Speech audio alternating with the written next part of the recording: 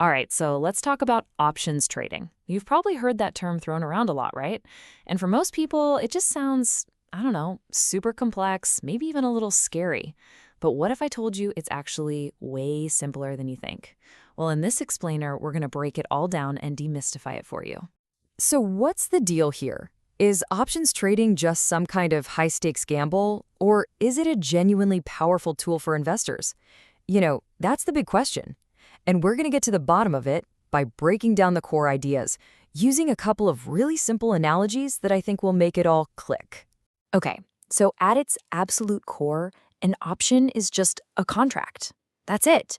And if you remember nothing else, remember these two things. You get the right, but not the obligation. Let me say that again. The right, but not the obligation. You're literally buying a choice.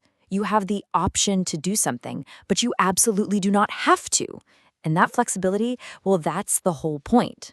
So every single one of these contracts is built on three key ingredients. You've got the strike price. That's the fixed price you agree on ahead of time. Then there's the expiration date. Pretty straightforward. That's the deadline you have to make your decision by. And finally, you have the option premium. And that's just the fee you pay to get this choice in the first place. Simple as that. Let's dive into the first type of option. It's called a call. And honestly, the best way to get it is to think of it like putting a down payment on a house that hasn't even been built yet. Here's how that would play out. Imagine you see a new housing development going up, and you love it. You could go to the developer and pay them a fee, that's our option premium, to lock in the right to buy one of those houses for, say, $400,000, anytime in the next 3 years. Boom. You've just bought a call option on that house. And here is where the magic happens. You see the incredible risk versus reward. Best case scenario, the neighborhood just explodes in popularity, and that house is now worth $800,000. But guess what? Your contract says you get to buy it for that locked-in $400,000. Amazing, right? Now, what's the worst case? Maybe your life plans change, and you decide not to buy. Well, all you lose is that initial down payment.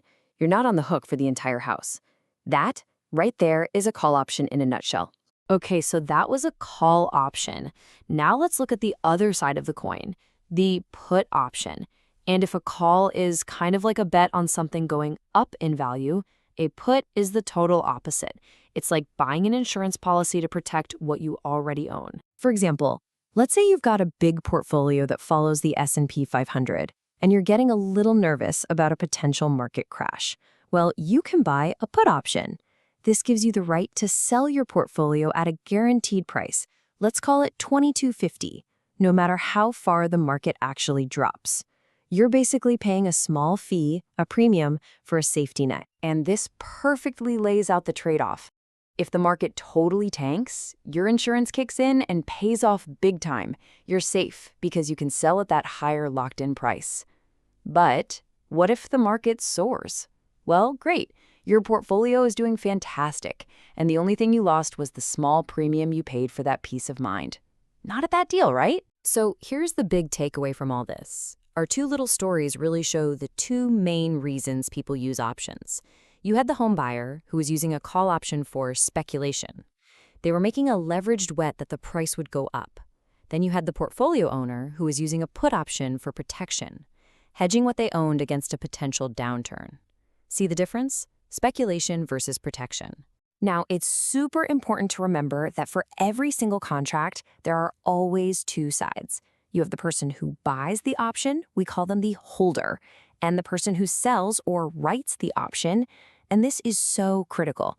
Their jobs, their obligations, and their risks are complete mirror opposites of each other. And this is where the risk factor really splits.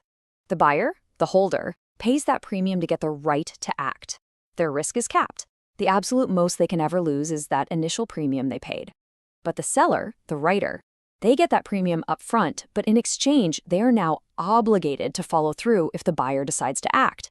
This means their potential risk could be, well, pretty much unlimited. It is a completely different ballgame. So when you strip away all the jargon and the complicated stuff, that's what this all boils down to. Options aren't really about buying a stock or a house directly. It's about buying or selling time and choice. You're trading in the pure possibility of a future action. So you see, whether you're using them for aggressive speculation or for conservative protection, options are just a tool at the end of the day. And how that tool gets used, well, that depends entirely on the person holding it. Which really just leaves one final question. And this one isn't for me, it's for you. What's your appetite for risk?